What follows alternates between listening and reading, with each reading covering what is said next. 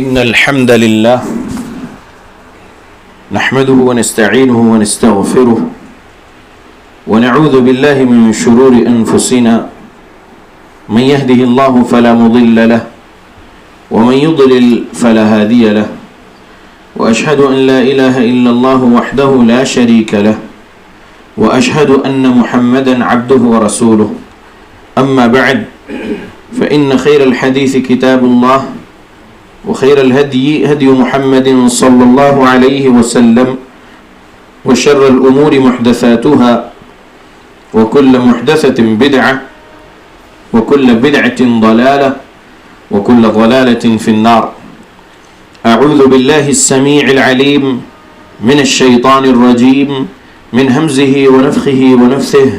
بسم الله الرحمن الرحيم. قاف والقرآن المجيد بل عجبوا أن جاءهم منذر منهم فقال الكافرون هذا شيء عجيب أإذا متنا وكنا ترابا ذلك رجع بعيد قد علمنا ما تنقص الأرض منهم وعندنا كتاب حفيظ بل كذبوا بالحق لما جاءهم فهم في أمر مريج أفلم ينظروا إلى السماء فوقهم كيف بنيناها وزيناها وما لها من فروج والأرض مددناها وألقينا فيها رواسي وأنبتنا فيها من كل زوج بهيج تبصرة وذكرى لكل عبد منيب ونزلنا من السماء ماء مباركا فأنبتنا به جنات وحب الحصيد والنخل باسقات لها طلع نضيد رزقا للعباد وأحيينا به بلدة ميتا كذلك الخروج كذبت قبلهم قوم نوح وأصحاب الرس وثمود وعاد وفرعون وإخوان لوط وأصحاب الأيكة وقوم تبع كل كذب الرسل فحق وعيد أفعينا بالخلق الأول بل هم في لبس من خلق جديد. يا معاشر المسلمين قال سبحانه وتعالى إن الله لا يغير ما بقوم حتى يغيروا ما بأنفسهم رب اشرح لي صدري ويسر لي أمري واحلل عقدة من لساني يفقه قولي سبحانك لا علم لنا إلا ما علمتنا إنك أنت العليم الحكيم إن العزة لله جميعا هو السميع العليم. تمام قسم کی تعریفوں کا حقدار صرف اور صرف اللہ وحدہ لا شریک ہے. میں تعریف کرتا ہوں اس اللہ کی جس نے ساری کائنات کو 6 ایام میں بنا کر اپنے آپ کو عرش پہ مستوی کیا اور اس اللہ کا عرش 7 آسمانوں کے اوپر ہے. پڑھتا ہوں میں درود اور آپ سب بھی پڑھیں درود اللہ کے آخری نبی آخری رسول محمد صلی اللہ علیہ وسلم پر جس رحمت للعالمین پر درود پڑھنے کا حکم دیا ہے اللہ رب العالمین نے. اللہم صلی علی محمد وعلی آل محمد کما صلیت علی ابراہیم وعلی آل ابراہیم انک حمید مجید. اللہم بارک علی محمد وعلی آل محمد کما بارکت علی ابراہیم وعلى آل إبراهيم إنك حميد مجيد. سامعین،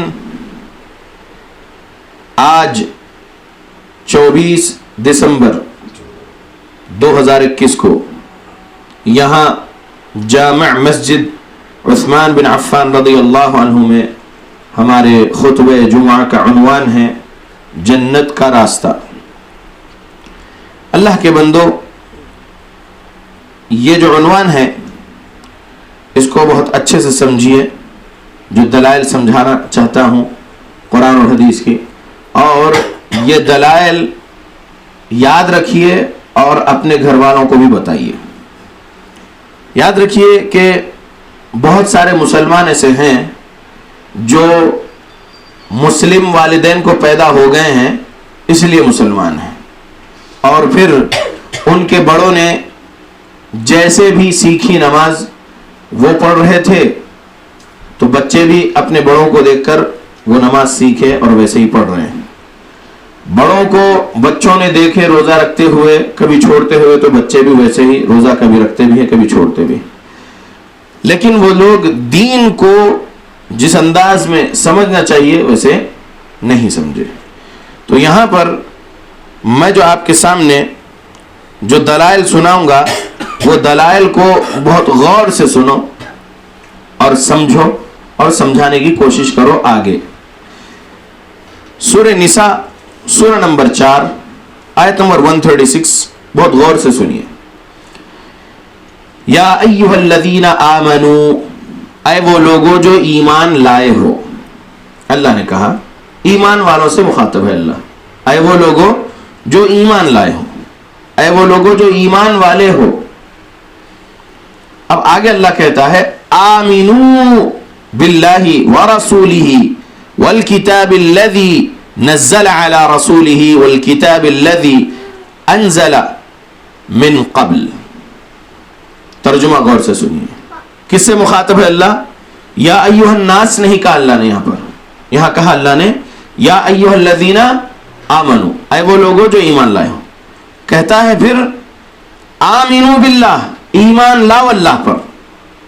یہ کیسی بات ہے کہ ایمان والے ہیں پہلے سے، پھر ان کو بولا جا رہا ہے کہ اللہ پر ایمان لاؤ، ورسولہ اور اس کے رسول پر ایمان لاؤ، اور والکتاب الذی نزل علی رسولہ والکتاب الذی انزل من قبل۔ غور کریے،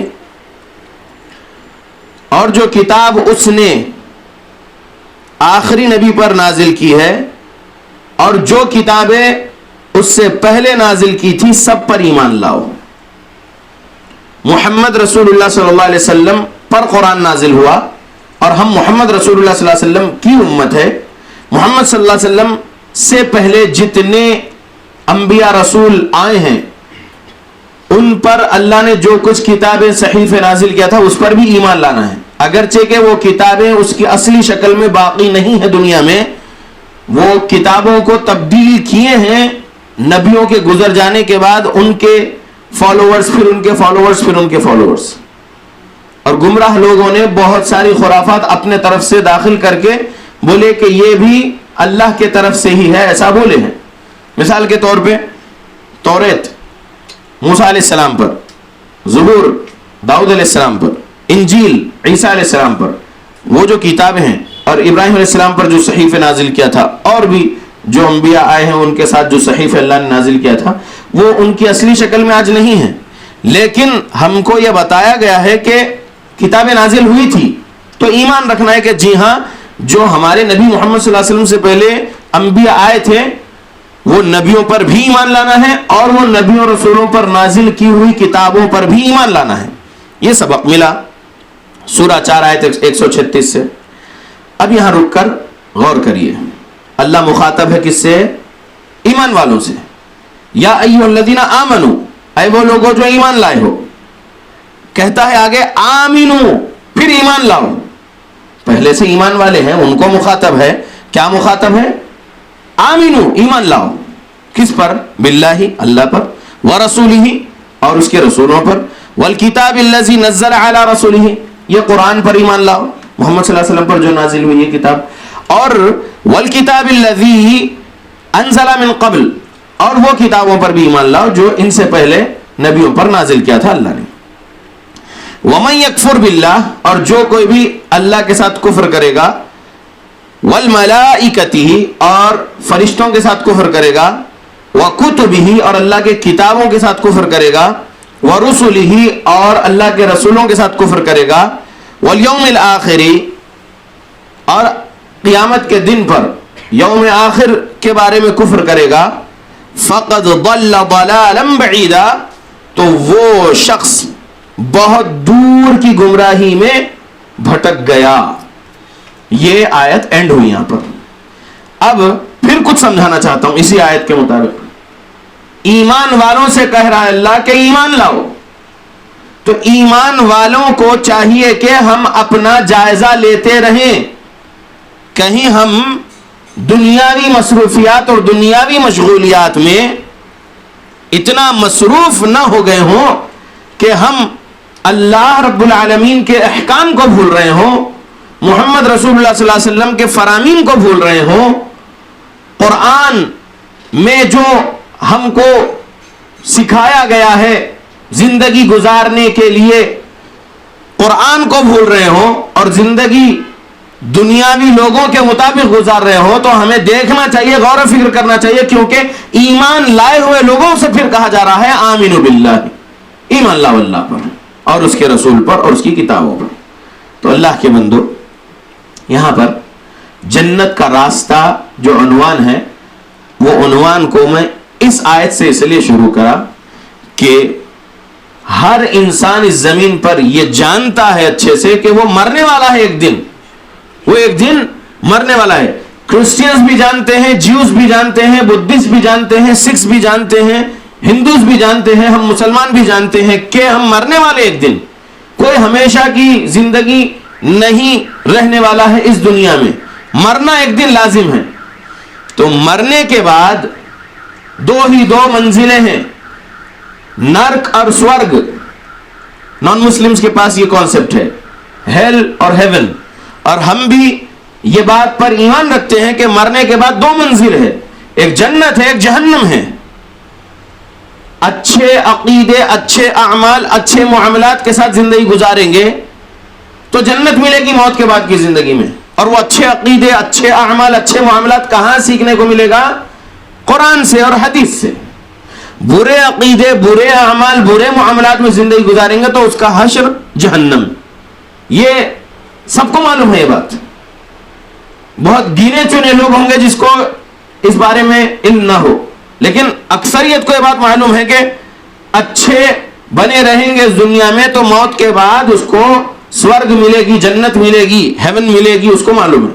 برے اعمال اور برے طریقے سے زندگی گزاریں گے یہاں پر دنیا میں تو اس کو جہنم ملے گی، یہ سب کو معلوم ہے۔ تو اب یہاں پر ایک بات غور سے سننے کی یہ ہے کہ سورہ الاعراف آیت نمبر 3 پر غور کریے، آیت نمبر 3 پر غور کریے، اللہ نے کیا کہا؟ اتبعوا ما انزل الیکم من ربکم ولا تتبعوا من دونه اولیاء قلیلا ما تذکرون۔ اللہ نے کہا اتباع کرو، پیروی کرو، کس چیز کی؟ ما انزل الیکم من ربکم، اس چیز کی پیروی کرو جو نازل ہوا تمہارے رب کے جانب سے تمہارے طرف۔ کیا نازل ہوا ہمارے رب کے جانب سے ہمارے طرف؟ قرآن اور حدیث۔ قرآن اور حدیث ہمارے رب کے جانب سے ہمارے پاس نازل کیا گیا۔ جبرائیل علیہ السلام لے کر آئے قرآن اور حدیث محمد رسول اللہ صلی اللہ علیہ وسلم کے پاس۔ محمد صلی اللہ علیہ وسلم اللہ کے آخری نبی، آخری رسول۔ محمد صلی اللہ علیہ وسلم اپنی امت کو سنائے، سکھائے، یاد کرائے، لکھوائے، اور وہ محفوظ ہے آج تک۔ تو ہم کو اللہ حکم دے رہا ہے، سورہ نمبر 7 آیت نمبر 3، اتبعوا، پیروی کرو، ما انزل الیکم من ربکم، جو نازل ہوا تمہارے طرف تمہارے رب کے جانب سے، اس کی پیروی کرو۔ ولا تتبعوا من دونه اولیاء، اور تم پیروی نہ کرو اور دوسرے دوستوں کی۔ قلیلا ما تذکرون، بہت تھوڑے ہی لوگ ہیں جو نصیحت حاصل کرتے ہیں۔ اللہ کے بندو، جماعت اہل حدیث والے ہم الحمدللہ کہتے ہیں کہ ہم حق پر ہیں، ہم قرآن اور حدیث پڑھ رہے ہیں اور قرآن اور حدیث کو ہم سلف صالحین کے مطابق سمجھ کر عمل کر رہے ہیں، اور ہم اسی کی طرف لوگوں کو دعوت دے رہے ہیں، بلا رہے ہیں اور تبلیغ کر رہے ہیں، لوگوں کے پاس پہنچا رہے ہیں یہ تعلیمات قرآن اور حدیث کی۔ ہم اپنے آپ کو بول رہے ہیں ہم حق پر ہیں الحمدللہ، اور یقیناً ہم حق پر ہیں الحمدللہ، ہم یہ بول رہے ہیں، ٹھیک ہے۔ دوسرا ایک فرقہ دیوبندی، ٹھیک ہے۔ 1833 میں مولوی قاسم نانوتوی صاحب پیدا ہوئے اور 1866 میں انہوں نے اتر پردیش کے دیوبند میں دارالعلوم بنائے۔ دارالعلوم دیوبند 1866 میں قائم ہوا، ٹھیک ہے۔ تو یہ فرقہ 1833 میں وہ پیدا ہوئے، ان کے استاد رشید احمد گنگوہی ہو یا پھر ان کے استاد حاجی امداد اللہ مہاجر مکی ہو وغیرہ، تو یہ 18ویں صدی کے ہیں یہ دیوبندی فرقہ۔ ٹھیک. 1921 کوئی کہتے ہیں, 1926 کوئی کہتے ہیں کہ تبلیغی جماعت سٹارٹ ہوئی وہاں سے, 1921 سے 1926 سے. ٹھیک, وہ اس کو شروع کرنے والے مولوی الیاس صاحب اور ان کے داماد مولوی زکریا صاحب. ٹھیک, وہ ایک فرقہ. بریلوی فرقہ 14 جون 1856 کو پیدا ہوئے احمد رضا خان بریلوی, اور ان کا وہ فرقہ انہوں نے جو بنائے وہ بریلوی. ٹھیک ہے, وہ کہتے ہیں وہ بھی حق پہ ہے. 1903 یا 1908 میں پیدا ہوئے مودودی صاحب, انہوں نے ایک فرقہ بنائے جماعت اسلامی. تو اب یہ تینوں فرقوں کے بارے میں دیکھیے. 1866 دیوبندی دارالعلوم دیوبند بنا, 1856 میں پیدا ہوئے تھے احمد رضا خان, اس کے بعد انہوں نے ان کا فرقہ ایک بنائے تو بریلوی, اور مودودیت والا فرقہ جماعت اسلامی. یہ تینوں کہتے ہیں کہ ہم بھی قرآن حدیث کی تعلیمات سنا رہے ہیں, سکھا رہے ہیں, ہم بھی حق پہ بول رہے نا. تو اب ہم اہل حدیث, اور دوسرے نمبر پہ جو دیوبندی تبلیغی, تیسرے نمبر پہ بریلوی, چوتھے نمبر پہ جماعت اسلامی والے. ٹھیک, اب بریلویوں میں کئی اور فرقے نکل گئے, ہرے شملے والے, یہ دعوت اسلامی وغیرہ. دیوبندیوں میں بھی ایک دیوبندی حیاتی ہے, ایک دیوبندی مماتی ہے. جماعت اسلامی میں بھی ایک اور گروہ نکل گیا ہے, ڈاکٹر اسرار والا. ٹھیک ہے, تو کہنا چاہتا ہوں کہ سب لوگ اپنے آپ کو حق پر بول رہے ہیں. سب لوگ اپنے آپ کو کیا بول رہے ہیں؟ ہم حق پر ہیں, ہم حق پر ہیں, ہم حق پر ہے. قرآن اور حدیث ہی ہم پڑھ رہے, قرآن اور حدیث ہی ہم سنا رہے, سکھا رہے, یہی بول رہے. تو پھر جب سب لوگ قرآن حدیث ہی پڑھ رہے ہیں, قرآن حدیث ہی سکھا رہے ہیں, اور سب لوگ حق پر بول رہے ہیں, تو پھر ایک کیوں نہیں ہے؟ چار الگ الگ فرقوں کی چار الگ الگ مسجدیں کیوں ہیں؟ کیوں ایک نہیں ہے سب لوگ؟ اگر چاروں قرآن حدیث والے ہیں تو سوال ہے نا, ایک کوشچن مارک ہے بڑا. تو اب حق کی تلاش کرنا ہے, نہیں کرنا ہے؟ حق کی تلاش کرنا ہے. چاروں جب بول رہے ہیں کہ ہم حق پر ہیں, ہم قرآن حدیث سنا رہے, قرآن حدیث ہی سکھا رہے, بول رہے, تو پھر لوگوں کو چاہیے کہ تحقیق کریں, حق کی تلاش کریں کہ کون سچ میں حق پر ہے. زبانی طور پر میں حق پر ہوں بولنے سے کام نہیں چلے گا. تو اب کیسے سمجھنا کہ حق پر کون ہے؟ یہی سورہ نمبر 7 آیت نمبر 3, اتبعوا, پیروی کرو, ما انزل الیکم من ربکم, وہ چیز کی پیروی کرو جو تمہارے طرف تمہارے رب کے جانب سے نازل ہوا. کیا نازل ہوا؟ قرآن حدیث نازل ہوا. تو اب اس آیت پر چاروں فرقوں کو پیش کرنا, اس آیت پر چاروں فرقوں کو پیش کرنا, دیکھنا کہ جماعت اہل حدیث والے عقیدہ قرآن اور حدیث سے سیکھ رہے ہیں یا کہیں اور سے بھی لا رہے ہیں عقیدے کی کچھ چیزیں. یہ غور کرنے والی بات ہے. جماعت اہل حدیث والے نماز, روزہ, حج, زکوٰۃ, عمرہ وغیرہ اور دوسرے اعمال قرآن اور حدیث سے ہی لے رہے ہیں یا اور ادھر ادھر کے کچھ راستوں سے لا رہے ہیں, غور کرنا ہے. اسی طریقے سے دیوبندی کا بھی دیکھنا ہے کہ عقیدہ قرآن حدیث سے ہے یا رائٹ لیفٹ کے کوئی راستوں سے ہے. بریلوی کا عقیدہ دیکھنا کہ وہ قرآن و حدیث سے ہے یا رائٹ لیفٹ کے کوئی راستوں سے ہے. جماعت اسلامی کا عقیدہ دیکھنا کہ قرآن و حدیث سے ہے یا رائٹ لیفٹ راستوں سے ہے. حق کی تلاش کرنا, نہیں کرنا, کرنا. اب جب دیوبندیت کے علماء, جو بڑے بڑے علماء گزر چکے ہیں اور جو آج بھی بڑے بڑے علماء دیوبندیت میں ہے, دیوبندی تبلیغی فرقے کے, تو ان کے کتابوں کو سامنے رکھ کر انگلی پھیرنا ہے, بہت غور سے دیکھتے ہوئے پڑھنا ہے کہ کیا کیا عقیدے کے مسئلے میں انہوں نے سکھائے ہیں. ان کی کتاب ہے المہند علی المفند, اور اس کا اردو ترجمہ ہے وہ کتاب کا عقائد علماء دیوبند, یہ کتاب کا ترجمہ. ٹھیک ہے, تو وہ کتاب میں عقیدہ ان کا بتایا گیا ہے نا. تو دیکھنا کہ صفحہ نمبر 40 کھولنے پر وہ کہتے ہیں کہ عقیدے میں ہم پیروی کرتے ہیں ابو منصور ماتوریدی کی, اور ہم فروعات میں یعنی اعمال کے سبجیکٹ میں ہم پیروی کرتے ہیں امام ابو حنیفہ کی, ایسا لکھا ہوا ہے. تو پھر اب اس کتاب میں جو عقیدے کے بارے میں ہے اس کو ٹیلی کر کے دیکھنا قرآن سے میچ ہو رہا ہے یا نہیں ہو رہا. اگر قرآن سے ٹکرا رہا تو سمجھ لینا کہ یہ سورہ آراف سورہ نمبر 7 کی آیت نمبر 3 پر پیش کرنے سے معلوم ہوا کہ یہ لوگ جو ہے اتبعوا ما انزل الیکم من ربکم پر نہیں ہے بلکہ اللہ نے جس چیز سے روکا ولا تتبعوا اور نہ کرو پیروی من دونہ اولیاء اور دوسرے دوستوں کی پیروی نہ کرو، تو وہ لوگ اللہ رب العالمین کے فرمان کے خلاف دوسرے دوستوں کی پیروی کر رہے ہیں، اللہ کی نازل کردہ چیز کی پیروی نہیں کر رہے. سمجھ میں آ جائے گا. اور بھی بہت ساری کتابیں ہیں دیوبندی علماء کی، ٹیلی کرنا ہے، قرآن و حدیث پر پیش کرنا ہے علماء دیوبند کی کتابیں. اسی طریقے سے فتاوی رضویہ ہے مشہور احمد رضا خان بریلوی کا، بریلوی فرقے والے اس کو بہت بڑی چیز مانتے ہیں. ٹیلی کرو عقیدے کے چیپٹر اور اعمال کے چیپٹرز، دیکھو قرآن و حدیث سے ٹیلی کر کے، اگر ٹکرا رہا ہے تو سمجھ لو کہ وہ بھی حق پر نہیں ہے.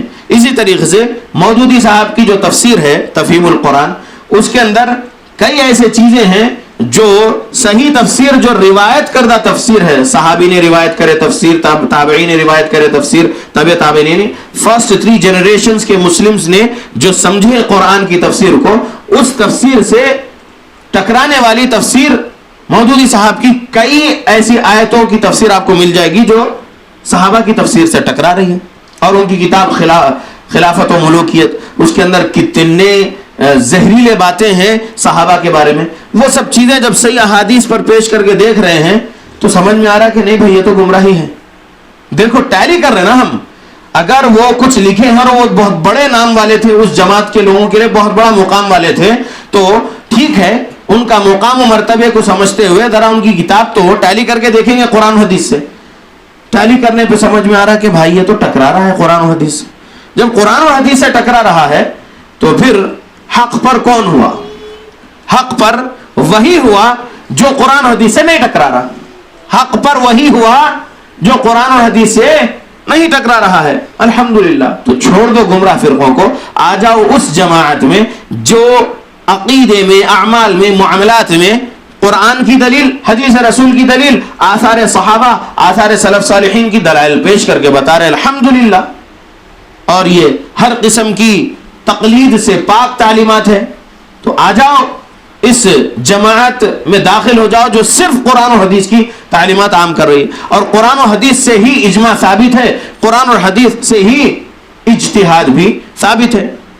کسی مسئلے میں اگر صریح آیت نہیں مل رہی ہے، صریح حدیث نہیں مل رہی ہے، جواب ڈھونڈ رہے ہیں کسی مسئلے کا اور صراحتاً جواب نہیں مل رہا ہے قرآن سے اور حدیث سے کسی مسئلے کے بارے میں، تو اجتہاد کرنا ہوتا ہے. اشارے والی جو آیت ہے کسی مسئلے میں، اشارے والا جواب مل رہا ہے کوئی آیت سے، یا اشارے والا جواب مل رہا ہے کوئی حدیث سے، تو اس کو اجتہادی طور پر جو ہے علماء کسی مسئلے کا اجتہاد کر کے عوام کے سامنے مسئلے کا حل پیش کرتے ہیں. تو یہ بھی جائز ہے الحمدللہ.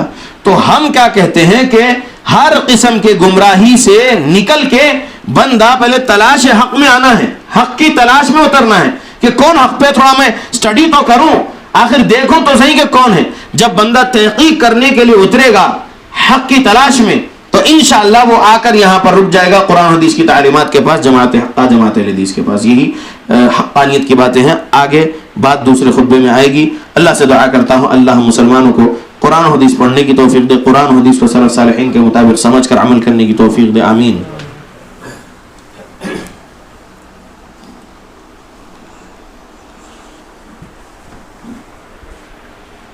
الحمد لله وكفى وسلام على عباده الذين اصطفى وبعد.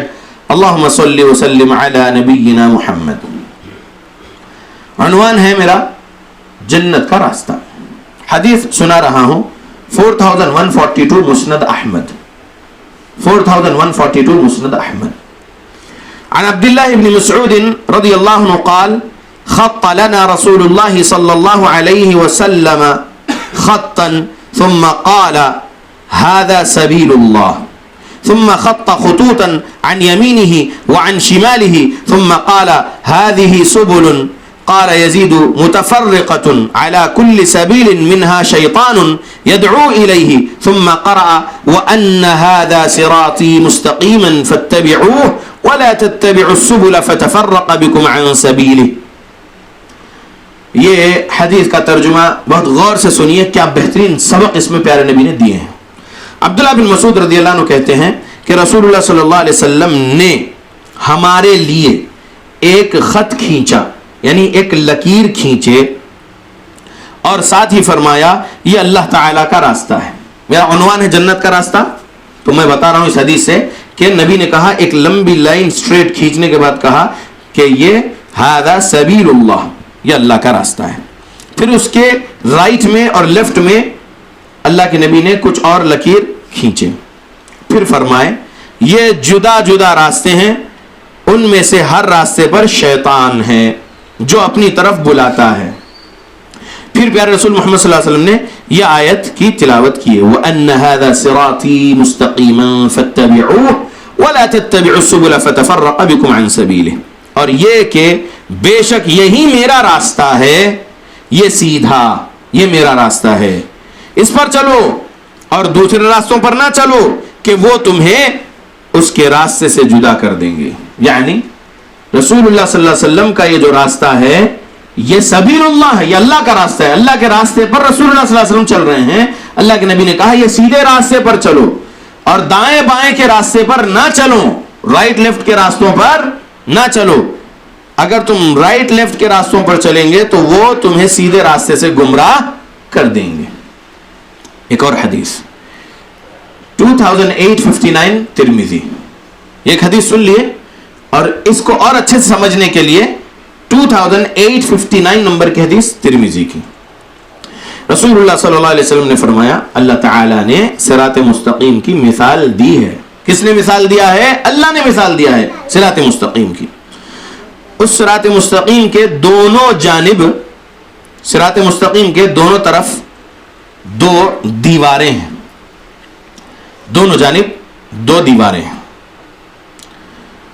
اور ان دیواروں میں دروازے ہیں اور دروازوں پر پردے لٹک رہے ہیں. ایک پکارنے والا اس راستے کے ایک کنارے پر کھڑا ہے اور پکار رہا ہے اور دوسرا پکارنے والا اوپر سے پکار رہا ہے. پھر آپ صلی اللہ علیہ وسلم نے یہ آیت پڑھے واللہ یدعو الی دار السلام ویہدی من یشاء الی صراط مستقیم. اللہ تعالی دار السلام یعنی جنت کی طرف بلاتا ہے اور جسے چاہتا ہے صراط مستقیم کی ہدایت دیتا ہے. تو وہ دو دروازے جو ہے صراط مستقیم کے دونوں جانب وہ اللہ کی حدیں ہیں، حدود اللہ ہے. تو کوئی شخص جب پردہ ہٹا کے اس میں داخل ہوگا تو وہ اللہ کی حدوں کو کراس کر رہا ہے، اللہ کی حدوں کو کراس کر کے داخل ہو گیا. اور جو اوپر سے پکارنے والا ہے وہ اللہ رب العالمین کی طرف سے ایک واعظ ہے، ایک نصیحت کرنے والا ایک فرشتہ ہے جو اللہ رب العالمین کے حکم پر آواز دے رہا ہے کہ تم آؤ جنت کی طرف. واللہ یدعو، اور اللہ پکارتا ہے. ترجمہ ایک یہ بھی ہے کہ وہ فرشتہ نہیں ہے بلکہ اللہ خود پکار رہا ہے. واللہ یدعو، اور اللہ پکارتا ہے. لیکن صحیح ترجمہ مفسرین یہی سمجھا ہے کہ اللہ نے ایک فرشتے کو مقرر کر رکھا ہے اور وہ فرشتے کی ڈیوٹی یہ ہے کہ وہ پکار رہا ہے لوگوں کو کہ یہ صراط مستقیم کی طرف ہی آتے رہو. یہ رائٹ لیفٹ میں جو دیواریں ہیں اور ان دیواروں میں جو دروازے ہیں وہ دروازے اللہ رب العالمین کی حرام کردہ کام ہیں. اللہ رب العالمین نے جن کاموں کو حرام قرار دیا وہ کام ہیں اور وہ کام اگر تم کر جاؤ گے تو تم اللہ کی حد کو توڑ دیے. اللہ نے جو باؤنڈریز بنایا، جو حدود اللہ ہے، تم نے اس کو کراس کر دی. ابھی ہم جو مسند احمد کی حدیث پڑھے تھے اس میں رسول اللہ کیا فرمائے کہ رائٹ لیفٹ کے راستے پہ شیطان بیٹھا ہے اور وہ لوگوں کو اس طرف پکار رہا ہے. تو یہ جو شیطانی کام ہے جیسا کہ شرک، ماں باپ کی نافرمانی، سود، زنا، چوری، شراب نوشی اور بہت سارے کبیرہ جو گناہ ہیں، وہ رائٹ لیفٹ کے جو دیواروں میں جو دروازے ہیں اور وہ دروازوں پر پردے بھی پڑے ہوئے ہیں. اب اگر کوئی بندہ وہ پردہ ہٹا کے اس دروازے میں داخل ہو گیا تو وہ حرام کام کیا، اس نے اللہ کی باؤنڈری کو کراس کر دیا، اللہ رب العالمین کے حدود کو توڑ دیا اور داخل ہو گیا گناہ میں، وہ صراط مستقیم سے نکل گیا.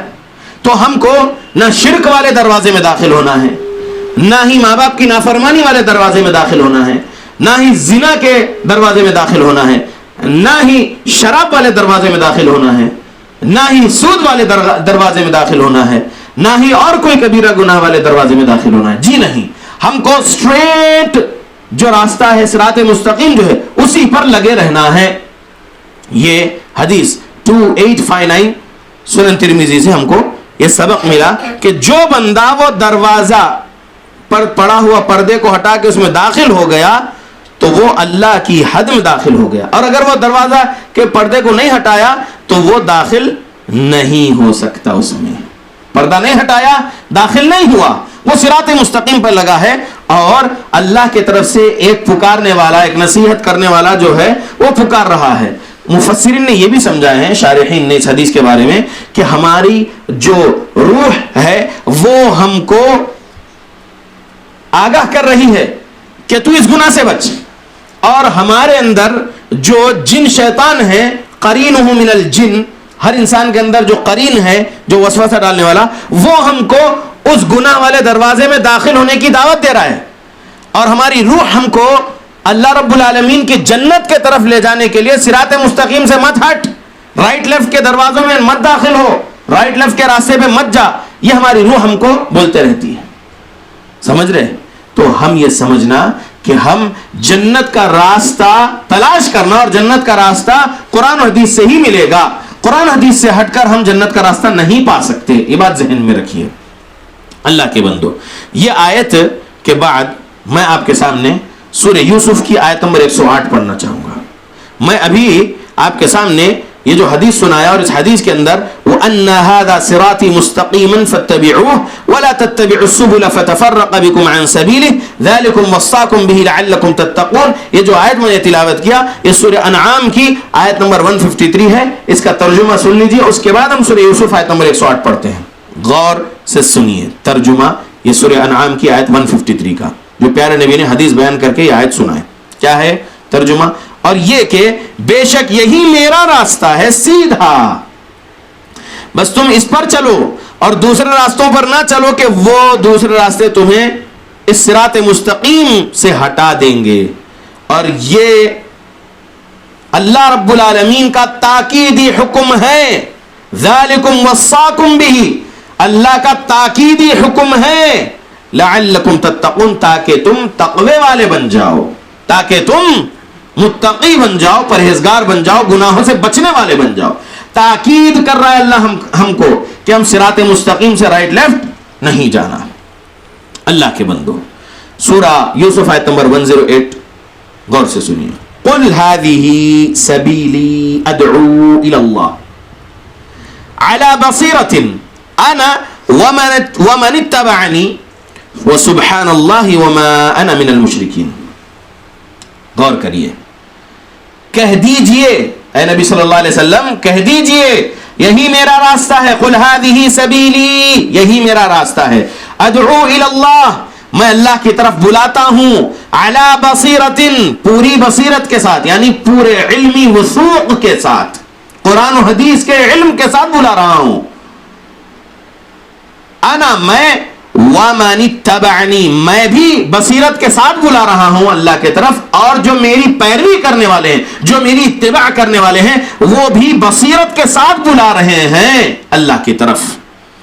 میں اللہ کا غلام, میں محمد رسول اللہ صلی اللہ علیہ وسلم کا امتی, جماعت اہل حدیث کا ایک خادم, میں رسول اللہ صلی اللہ علیہ وسلم کی اتباع کرنے کی پوری کوشش میں لگا ہوا ہوں. اللہ مجھے متبع سنت بنا دے, آمین. میں لوگوں کو جو بلا رہا ہوں الحمدللہ پوری بصیرت کے ساتھ, یعنی قرآن اور حدیث سنا کر, قرآن و حدیث کا صحیح فہم سمجھا کر لوگوں کو اللہ کی طرف بلا رہا ہوں, جنت کے راستے کی طرف بلا رہا ہوں. تو یہ آیت سے کیا سبق ملا؟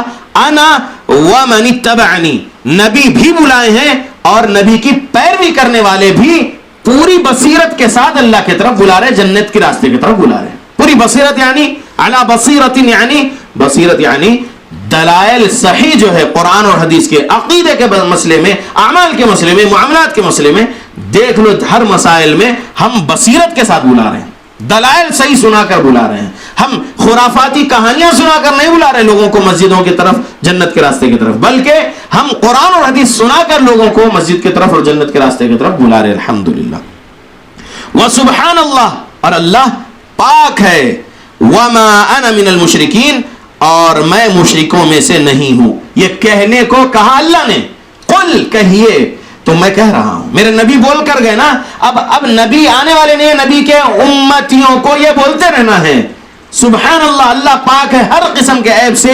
لوگ جو شرک کر رہے زمین پر, اللہ ان کے ہر عیب سے پاک ہے. اللہ رب العالمین, اللہ رب العالمین تمام قسم کے عیب سے پاک ہے, ان کے شرک سے, ہر چیز سے اللہ پاک ہے.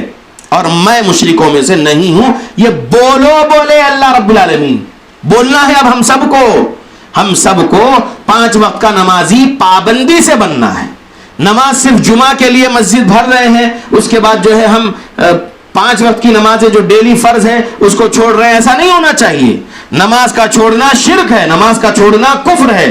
پچھلے جمعہ بے نمازی کا انجام اس عنوان پر خطبہ جمعہ دیا, سن لیجئے آپ لوگ. وہ اس کے اندر بہت سارے دلائل میں نے جو ہے سنایا ہوں, یوٹیوب پر اپلوڈ کر دیا گیا, فیس بک پر اپلوڈ کر دیا گیا پچھلے جمعہ کا خطبہ, بے نمازی کا انجام. ہم اہل حدیث مسلمانوں کو ہماری مسجدیں 5 وقت بھرنا ہے جیسا جمعہ میں بھرتے ہیں ہم لوگ. کیوں؟ کیونکہ ہمارا رب وہی چاہتا ہے ہم سے, اس کا حق ہے کہ ہم اس کے سامنے 5 ٹائم نماز کے لیے کھڑے ہو جائیں. تو نماز نہ چھوڑو, نمازوں کی پابندی کرو. اگر آپ کا گھر دور ہے اس مسجد سے تو آپ توحید والے امام کے پیچھے نماز پڑھنا, اور اگر توحید والے امام نہیں مل رہے ہیں آپ کے گھر کے پاس کی کوئی مسجد میں, تو آپ وہ مسجد میں جائیے, وضو کر لیجئے اور اپنی اقامت دیجئے, نماز وقت پر ادا کریے اور نکل جائیے مسجد سے. آپ توحید سنت والے ہیں نا, تو شرک بدعت خرافات والے کو اپنا امام نہ بناؤ. اور نماز اگر آپ پڑھنا چاہتے ہیں مسجد میں نہیں ہے, گھر میں پڑھ لو وقت پر. اگر آپ کھیت میں ہیں, بازار میں کہیں ہیں, آپ کہیں بھی جو ہے نماز کے لیے جگہ مانگ سکتے ہیں. کوئی بھی آپ کو نماز پڑھنے کے لیے جو ہے تھوڑی سی جگہ دے دے گا.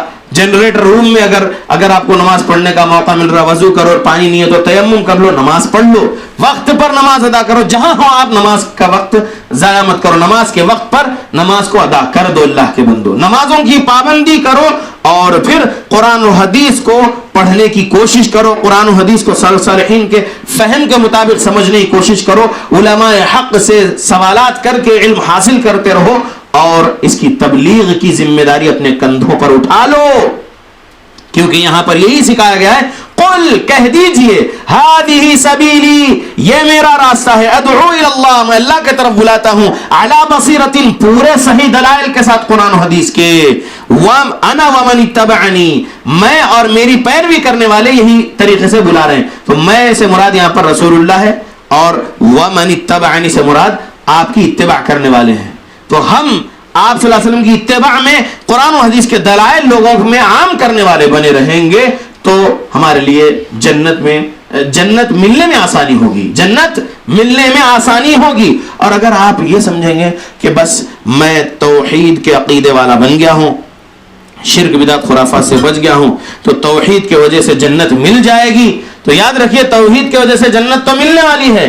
لیکن اگر گناہوں میں مصروف رہیں گے اور جنت کا سرٹیفکیٹ مل گیا سمجھ کے بیٹھے رہیں گے کہ بس میں تو شرک بدعت سے توبہ کر لیا ہوں, توحید سنت والا بن گیا ہوں, اس سوچ میں بیٹھے رہیں گے, تو ہو سکتا ہے کہ جہنم ملے نماز چھوڑنے کے وجہ سے اور دوسرے گناہ کرنے کے وجہ سے.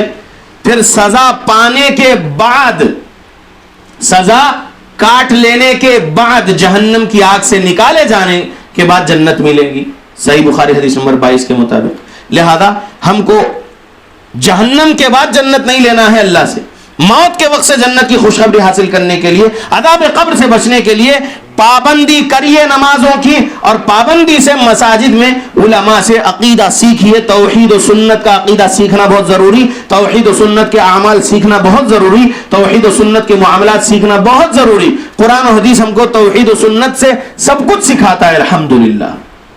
اللہ کے بندو, یہ باتیں کئی علماء سے سنتے رہتے ہیں, لیکن پھر ہوتا یہ ہے کہ عمل میں کمزوری ہے.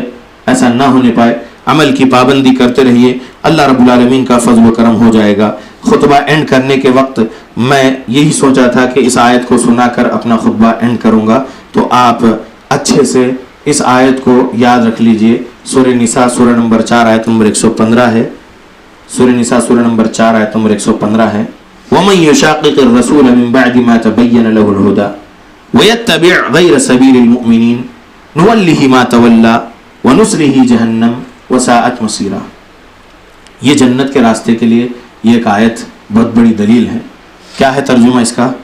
اب جب آپ کے سامنے حق واضح ہو گیا کہ گمراہ ہے دیوبندی فرقے والے، تبلیغی فرقے والے، گمراہ ہے بریلوی فرقے والے، گمراہ ہے جماعت اسلامی فرقے والے، اور پھر ان کے علاوہ بھی جو کوئی اپنے آپ کو سنی بول رہے ہیں وہ بھی شرک بدعت خرافات میں ہے، تو سب گمراہ ہے. رافضی تو کافر ہوتے ہیں، قادیانی تو کافر ہوتے ہیں.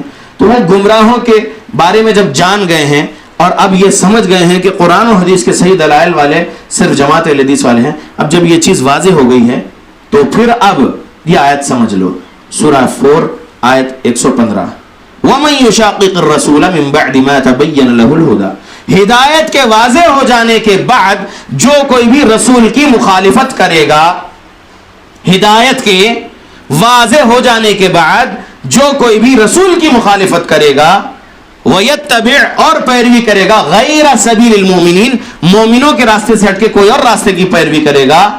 صحابہ تمام مومنین، ہم مسلمان ہیں، اللہ ہم کو مومن بنایا، آمین. صحابہ تمام مومنین، تو صحابہ کے راستے سے کوئی ہٹ گیا، صحابہ کے راستے سے کوئی ہٹ گیا، عقیدے کے مسئلے میں صحابہ سے اپوزٹ ہو گیا، اعمال کے مسئلے میں صحابہ سے اپوزٹ ہو گیا، معاملات کے مسئلے میں صحابہ سے اپوزٹ ہو گیا، تو وَيَتَّبِعْ غَيْرَ سَبِيلِ الْمُؤْمِنِينَ وہ پیروی کر رہا ہے مومنوں کے راستے سے ہٹ کے کوئی اور راستے کی. صحابہ کے راستے والے جو ہے وہ حق والے، صحابہ کے اپوزٹ راستے والے جو ہے وہ گمراہ لوگ ہیں. تو صحابہ کے راستے کے اپوزٹ میں جو راستہ ہے وہ راستے کی اگر کوئی پیروی کر رہا ہے اور اپنے آپ کو حق پر سمجھ رہا ہے، وَيَتَّبِعْ غَيْرَ سَبِيلِ الْمُؤْمِنِينَ مومنوں کے راستے سے ہٹ کے کوئی اور راستے کی پیروی کر رہا ہے کوئی، نُوَلِّهِ مَا تَوَلَّى تو اللہ اس کو اسی راستے پہ لگا دیں گے جس پر وہ لگا ہوا ہے، حق سمجھ کے لگا ہوا ہے گمراہ راستے پر، تو پھر اللہ اس کو وہیں لگا دیں گے. وَنُسْلِهِ جَهَنَّمَ اور اللہ اس کو جہنم میں پہنچا دیں گے. وَسَاءَتْ مَصِيرًا اور وہ بہت برا ٹھکانہ ہے. تو سمجھ لیجئے کہ ہم لوگوں کو اللہ رب العالمین سے ڈرتے ہوئے اللہ کا راستہ جس پر محمد صلی اللہ علیہ وسلم چلے وہ صراط مستقیم ہے، محمد صلی اللہ علیہ وسلم کا راستہ جس پر صحابہ چلے وہ صراط مستقیم ہے، صحابہ کا راستہ منہج صحابہ جو ہے جس پر فقہ تابعین، فقہ تبع تابعین، ائمہ مجتہدین، مفسرین، محدثین جو چلے ہیں وہی جنت والا راستہ ہے. ہم کو اس راستے سے رائٹ لیفٹ نہیں جانا ہے، ہم کو اسٹریٹ صراط مستقیم پر ہی رہنا ہے جو جنت کا راستہ ہے. انشاءاللہ ہم صراط مستقیم پر صحابہ، اہل بیت اور ان کی پیروی کرنے والوں کے مطابق عقیدے اعمال بنا کر اس راستے پر چلتے رہیں گے ہماری موت تک. تو انشاءاللہ موت کے وقت سے ہی جنت کی خوشخبری پا سکیں گے، عذاب قبر سے بچ جائیں گے، جہنم سے بچ جائیں گے، اور رائٹ لیفٹ کے راستے پہ جائیں گے تو گمراہ ہو جائیں گے، جہنم میں جائیں گے. اللہ رب العالمین ہم سب کو جہنم سے بچائے، جہنم کے راستوں پر جانے سے اللہ ہم کو بچائے. اللہ ہم کو ہدایت دے، توفیق دے کہ ہم نبی والا راستہ جو صحابہ والا راستہ ہے، جو جنت کا راستہ ہے، اسی پر ہماری موت تک قائم رکھے، اور توفیق ہر روز اس بات کی دیتے رہے کہ ہمارے ایمان میں کمی نہ آئے، ہمارے اعمال میں کمی نہ آئے، ہم پابندی سے اعمال صالحہ کرنے والے بنے رہیں. اللہ ہم کو ہر روز اسی توفیق دیتے رہے، آمین. اللهم اعز الاسلام والمسلمين واذل الشرك والمشركين. اللهم من ارادنا واراد بالمسلمين سوءا فاشغله بنفسه. اللهم اهلك الظالمين بظلمهم. اللهم اصلح احوال المسلمين في فلسطين. اللهم اصلح احوال المسلمين في الشام. اللهم اصلح احوال المسلمين في العراق. اللهم اصلح احوال المسلمين في اليمن. اللهم اصلح احوال المسلمين في ميانمار. اللهم اصلح احوال المسلمين في تريبورا. اللهم اصلح احوال المسلمين في الكشمير. اللهم أصلح أحوال المسلمين في الهند. اللهم أصلح أحوال المسلمين في كل مكان. ربنا ظلمنا أنفسنا وإن لم تغفر لنا وترحمنا لنكونن من الخاسرين. اللهم يا وهاب اللهم ألبسنا لباس التقوى وألزمنا كلمة التقوى وأمتنا حين ترضى. ربنا آتنا في الدنيا حسنة وفي الآخرة حسنة وقنا عذاب النار. ربنا تقبل منا إنك أنت السميع العليم وتب علينا إنك أنت التواب الرحيم.